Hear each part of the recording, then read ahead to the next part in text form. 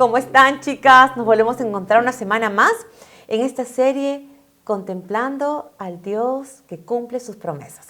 Y hoy vamos a hablar de un libro más de la Biblia, es el libro de Ruth. Es un libro pequeñito, pero que realmente describe una historia preciosa de amor. De esta historia es la que vamos a hablar ahora. El título de este tema es Un destello de redención y te voy a explicar por qué. ¿Ya? Nos habíamos quedado hablando acerca de los jueces, tú recuerdas, las semanas pasadas, y en ese tiempo es que una de las familias israelitas, que es de que vamos a hablar en esta oportunidad, se encontraba realmente en un tiempo en el que estaban pasando una gran hambruna en Judá. Era un tiempo de hambruna. Entonces, una familia decide partir hacia otra ciudad. Era un hombre llamado Elimelech que salió con su esposa y sus 2 hijos, pero decidió ir a una ciudad prohibida. La ciudad se llama Moab. ¿Por qué es una ciudad prohibida? Porque era una ciudad enemiga de Israel y además porque Dios les había prohibido que se relacionaran, que se juntaran con las personas que vivían en ese lugar. Pues ya vamos a empezar a darle un poquito de tono a esta historia, así que vamos a ir al libro de Ruth leyendo los 2 primeros versículos del primer capítulo, que dice lo siguiente. En los días en que los jueces gobernaban en Israel, hubo mucha hambre en la tierra y un hombre de Belén de Judá emigró a los campos de Moab, junto con su mujer y sus 2 hijos. Ese hombre se llamaba Elimelech y su mujer Noemí. Sus hijos se llamaban Malón y Kelión y habían nacido en Efrata, Belén, Judá. Cuando llegaron a los campos de Moab, se quedaron a vivir allí. El problema realmente era que era una ciudad enemiga, ¿verdad? ¿Qué había pasado? Que realmente en algún momento cuando Israel estuvo buscando ayuda de esta ciudad, ellos se negaron a dársela por completo, ¿no? Y había una prohibición de parte de Dios directamente de no relacionarse con ellos. Lo vemos en Deuteronomio 23:3, que dice: no entrará jamás en la congregación del Señor ningún amonita ni moabita. Moabita era todo aquel que vivía en Moab, ¿no es cierto? Entonces, sin embargo, y a pesar de esta prohibición, Elimelech decidió migrar a esta ciudad con su familia. Y en algún momento Elimelech falleció, ¿no? Ellos estuvieron viviendo aproximadamente unos 10 años ahí. ¿Y sabes qué? Por alguna razón que no explica realmente la escritura, los 2 hijos también fallecieron. Pero antes de eso pasó algo que el Señor había previsto, que cuando uno se relacionaba con los habitantes de otras ciudades, corrían el riesgo de relacionarse, vincularse en una relación y tener familia con ellos, ¿verdad? Y eso fue lo que pasó. Estos chicos se vieron tentados a casarse con mujeres moabitas y así lo hicieron. La esposa de uno de ellos se llamaba Ruth, de quien vamos a hablar en esta oportunidad, y la otra esposa la del otro hijo se llamaba Orfa. ¿Okay? Entonces, cuando estos hombres fallecen, hay que tomar una decisión, ¿verdad? ¿Por qué? Porque definitivamente Noemí se quedó en desamparo, se quedó sin esposo y se quedó sin hijos. Y ella estaba realmente sufriendo un gran duelo en ese momento, ¿no es cierto? Pero ¿sabes qué? Me gustaría que continuemos con la historia para poder decirte algunas cosas importantes. En Ruth 1, 3 y 5 dice: pero murió Elimelech, marido de Noemí, y ella se quedó sola con sus 2 hijos. Más tarde ellos se casaron con unas moabitas, una de las cuales se llamaba Orfa y la otra Ruth, y se quedaron a vivir en Moab durante unos 10 años. Pero también murieron Malón, Kelión, y Noemí se quedó desamparada, sin marido ni hijos. Este era definitivamente un escenario de profunda tristeza y sufrimiento para Noemí, ¿verdad? ¿Por qué? Porque definitivamente nadie esperaba que perdiera a su familia, ¿no? Y sucedió con ella.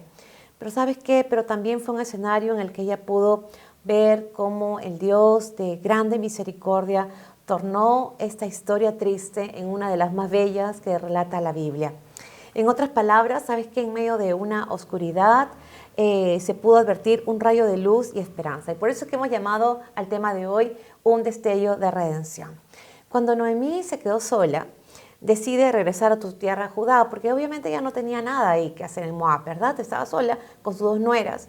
Y entonces le dice a ella: ¿sabes qué? Voy a volver a Judá. Entonces ella se despide de las nueras, pero Ruth le pide, le ruega que por favor le permita acompañarla a Judá. Y no solo esto, sino que le dice que ella quiere quedarse con ella, acompañarla a ella, ¿no? Lo vemos en los versículos 16 y 17, que dice, pero Ruth le respondió, no me pidas que te deje y me aparte de ti. A donde quiera que tú vayas, iré yo, donde quiera que tú vivas, viviré. Tu pueblo será mi pueblo y tu Dios será mi Dios. Donde tú mueras, moriré yo, y allí quiero que me sepulten. Que el Señor me castigue, y más aún, si acaso llego a dejarte sola. Solo la muerte nos podrá separar. ¡Wow! ¿Te imaginas ese amor de la nuera hacia la suegra, Noemí? Bueno, en realidad lo que podemos ver es que Noemí tuvo que haber sido de gran influencia para ella, ¿no? Al punto de que ella estuvo dispuesta a sacrificar muchas cosas en su vida para acompañar a su suegra hasta Judá. Por ejemplo, dejar su cultura, dejar a su familia, ¿no? Y también recuerda que ella no era bienvenida en la tierra de Judá, o sea, sabía que probablemente iba a tener que experimentar rechazo, ¿no? en Judá. Pero a pesar de eso, ella tomó la decisión. Veamos lo que dice la historia en el 18 al 21. Y como Noemí vio que Ruth estaba resuelta a ir con ella, no dijo más. Y así las dos siguieron caminando juntas hasta llegar a Belén. Y en cuanto entraron a la ciudad, hubo gran agitación entre toda la gente por causa de ellas, pues decían que, ¿no es esta Noemí? Pero ella les respondió, ya no me llamen Noemí, llámenme Mara. Ciertamente grande es la amargura que me ha hecho vivir el Todopoderoso. Yo salí de aquí con las manos llenas, pero Él me ha hecho volver con las manos vacías. ¿Por qué llamarme Noemí si el Señor se ha puesto en contra mía y mis aflicciones vienen del Todopoderoso? ¿Sabes que cuando ella dice llámenme Mara, la palabra Mara en el idioma hebreo significa justamente amargura? Entonces lo que estaba diciendo es, llámenme como me estoy sintiendo, ¿verdad? Y ella estaba pensando que en realidad este tremendo dolor que ella experimentaba hacía que ella pensara que Dios estaba en contra de ella y que era Dios el que la había puesto en esa situación. Dijo, yo me fui con las manos llenas y ahora volví con las manos vacías. Y el Todopoderoso es el que me ha hecho vivir en esta aflicción. Lo que a mí me llama la atención es que a pesar que ella responsabiliza a Dios de esta situación de dolor, me parece que definitivamente era una situación muy dura para ella, ¿no es cierto? Creo que una de las cosas más difíciles de pensar o aceptar es que una mamá va a terminar o un papá va a terminar despidiendo a los hijos, ¿no? Enterrando a los hijos. Lo natural es que ocurra al revés, que los hijos se preparan para en algún momento, cuando los papás llegan a la vejez y se acaban su tiempo aquí, ellos sean los que entierren a los padres, ¿no? Esta era una situación muy, muy dura definitivamente para ella y ella empezó a pensar a través de filtrar un poco esa situación que estaba viviendo tan difícil, de duelo, de dolor, ¿no? Empezó a pensar que realmente era Dios el que estaba llevándola a experimentar esta situación. ¿Alguna vez te ha pasado también eso a ti? Que cuando has estado pasando por momentos dolorosos has culpado al Señor de esas circunstancias. He visto muchas personas, muchos casos en los que han considerado que las situaciones que vivían eran injustas, que ya sea de manera personal o porque le pasaba algo a algún familiar o amistades cercanas, sobre todo cuando se trataba de alguna enfermedad que llegó de manera intempestiva y allí no había nada que hacer, porque no podían tener el mejor equipo médico, la mejor atención médica, contar con los recursos para cubrir con todos los gastos del tratamiento, pero aún así no pudieron evitar de que la muerte llegara, ¿no? Son situaciones que definitivamente son muy duras en el momento en que uno las puede experimentar. Y no hay nada que decir al respecto, porque somos seres humanos, somos falibles, somos débiles, ¿no? Somos imperfectos y es natural que llegue la tristeza, la frustración, la impotencia, la amargura, la soledad e inclusive la desesperanza en momentos tan duros como estos, ¿no? Pero juntamente con estas emociones que son naturales, ¿no? También Noemí estaba mostrando un resentimiento de alguna manera contra Dios. Ahora, la pregunta ¿es válido? O sea, ¿es válido que las personas que pasan dolor puedan sentirse, puedan culpar a Dios de estas circunstancias, puedan experimentar resentimiento contra Dios, quieran alejarse de Dios porque están viviendo momentos duros y responsabilizan a Dios de esas circunstancias? ¿Es válido? En realidad, Es razonable preguntarle a Dios qué propósitos tiene con esas circunstancias que muchas veces llegan a la vida de todo ser humano. ¿Cuáles son las razones que Dios puede tener en medio de esas circunstancias? Pero lo que no podemos hacer es preguntarle ¿por qué estoy viviendo esto? ¿Verdad? Finalmente, Dios es Dios, ¿no? Y debemos tomar en cuenta que muchas veces los sucesos dolorosos que experimentamos también pueden ser a causa de nuestras propias responsabilidades, de decisiones equivocadas que hemos tomado, como lo hemos dicho anteriormente. Quiero ponerte un par de ejemplos. Imagínate a alguien que fallece de un infarto y que ha tenido problemas graves de colesterol alto en forma permanente, ¿no? Y ha tenido algún tipo de prescripción médica y restricciones sobre ciertos tipos de alimentación. Y de pronto esa persona ha dicho, bueno, ¿qué importa, no? Y ha comido en forma regular alimentos que en verdad han ido en deterioro de su propia salud. La pregunta es, ¿eso es responsabilidad de Dios? Te pregunto, ¿eso es responsabilidad de Dios? O de repente alguien que fallece de cáncer al pulmón y que ha fumado toda su vida y que de pronto el médico le dice, ok, basta, necesitas cuidar tu salud, no puedes seguir fumando, pero en realidad han seguido haciéndolo, ¿no? La pregunta es si es que realmente eso es responsabilidad de Dios. ¿Podemos culpar a Dios por eso?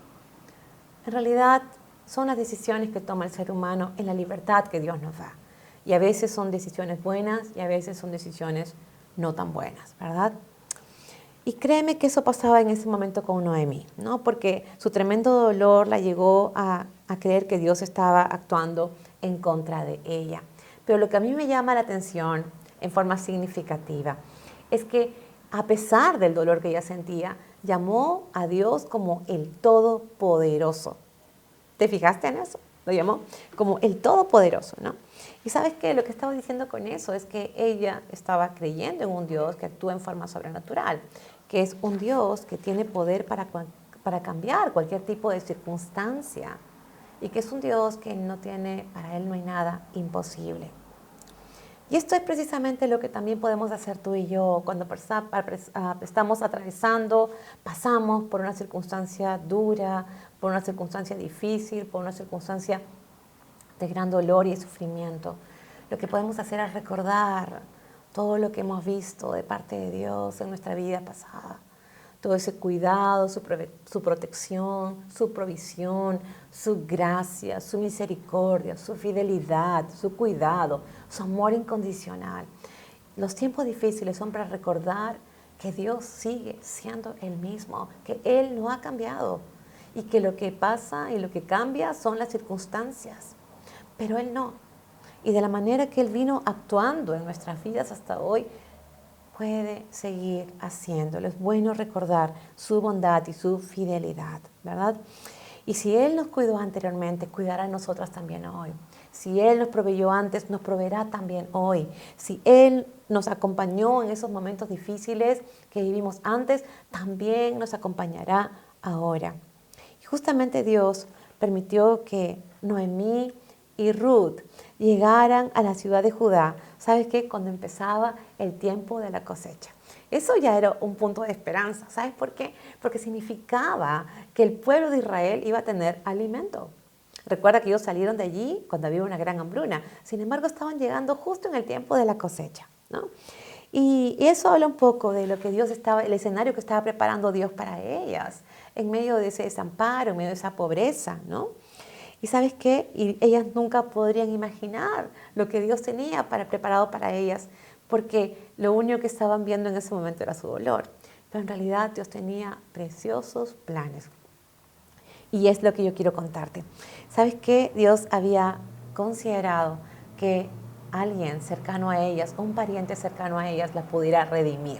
Y yo te voy a explicar un poquito en qué consiste esto. ¿Qué es la redención? Viene de redimir. Y redimir significa liberar, comprar o rescatar. ¿En qué consistía? Era un pago que realizaba el pariente redentor, que era un pariente cercano, para liberar del sufrimiento o de la esclavitud que atravesaba un familiar, ¿no? En este caso, la redención para Noemí y para Ruth serviría para sacarlas de ese estado de pobreza y de desamparo.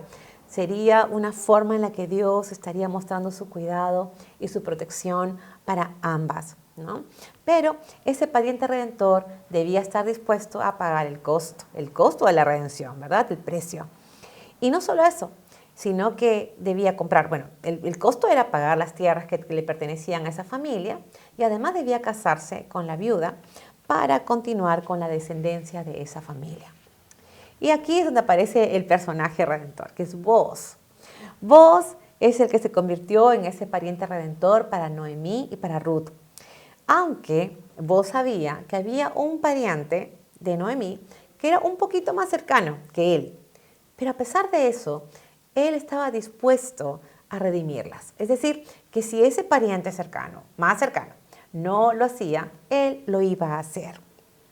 Es lo que leemos en Ruth 4, del 1 al 4. Booz se dirigió a la entrada de la ciudad y allí se sentó.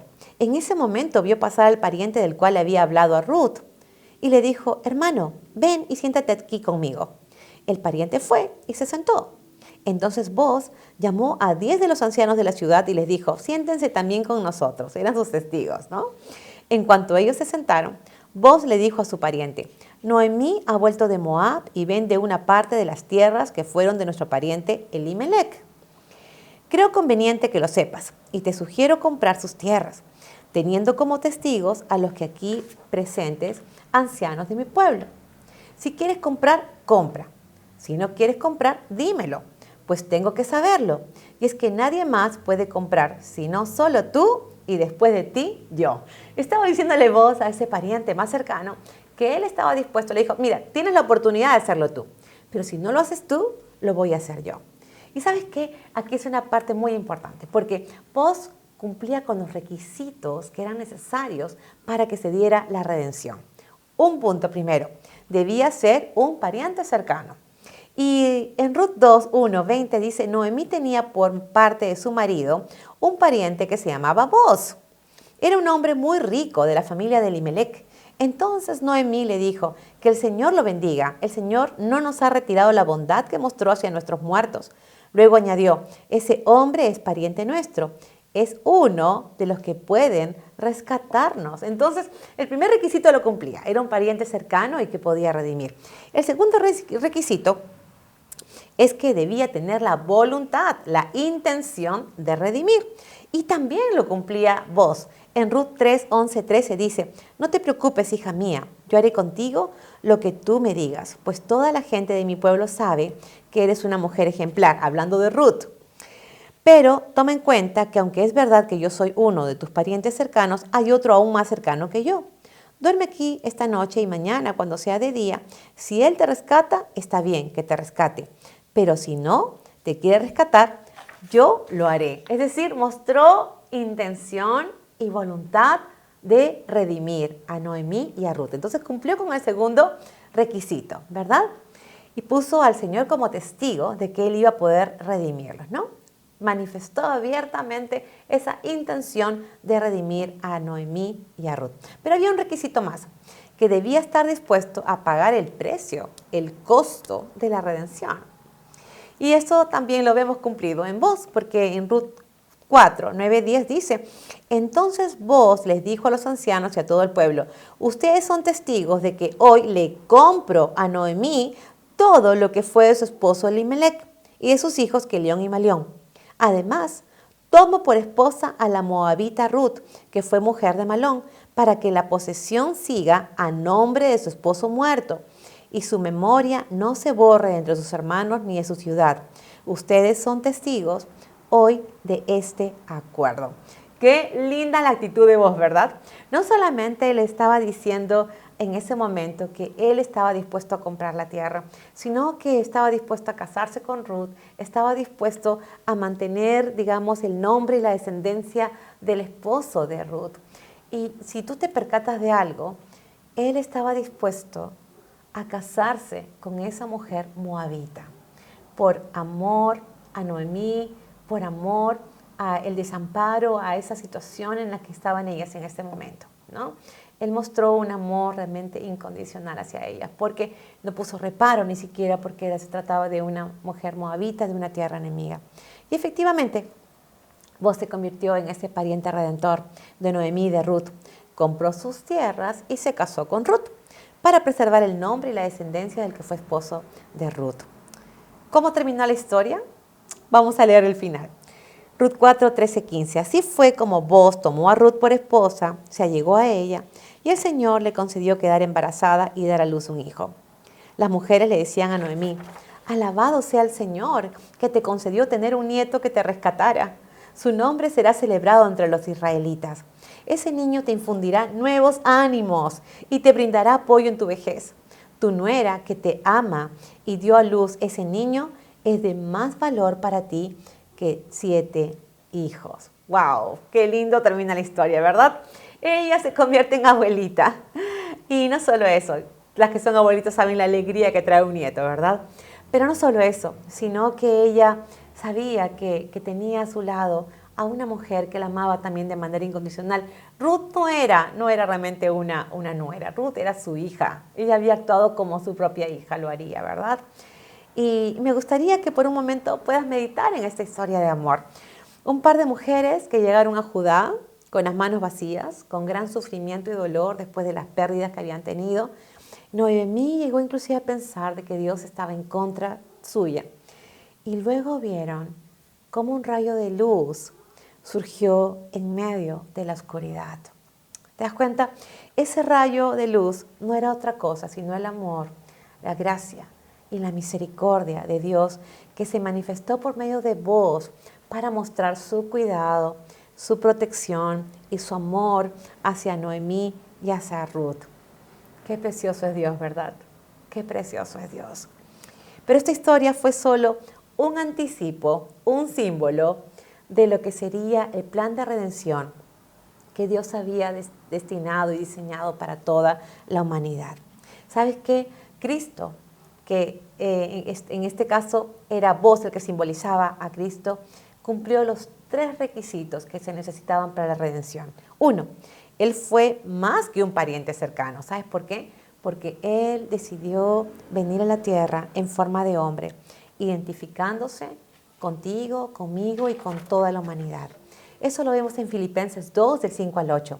Dice que haya en ustedes el mismo sentir que hubo en Cristo Jesús, quien siendo en forma de Dios, no estimó el ser igual a Dios como cosa que aferrarse, sino que se despojó a sí mismo y tomó forma de siervo y se hizo semejante a los hombres, y estando en la condición de hombre, se humilló a sí mismo y se hizo obediente hasta la muerte y muerte de cruz. Cristo vino a la tierra, se despojó de todos sus privilegios y sus derechos siendo Dios. Se humilló haciéndose un siervo, y la palabra siervo significa esclavo, ¿no? Tomó esa forma y se hizo obediente hasta la muerte en la cruz. Era más que un pariente cercano, es alguien que tomó tu lugar y el mío, haciéndose hombre, ¿no? Identificándose con nosotras. Un segundo punto es que Jesús se ofreció voluntariamente para redimirnos de nuestros pecados. Eso lo vemos en Juan 10, 17, 18, que dice: por eso el Padre me ama, porque yo pongo mi vida para volver a tomarla. Nadie me la quita, sino que yo la doy por mi propia cuenta. Él ofreciendo su vida de manera espontánea, de manera voluntaria, de manera intencional. En este texto justamente vemos esto, que Él vino a la tierra a cumplir ese propósito de redimir a toda la humanidad de sus pecados.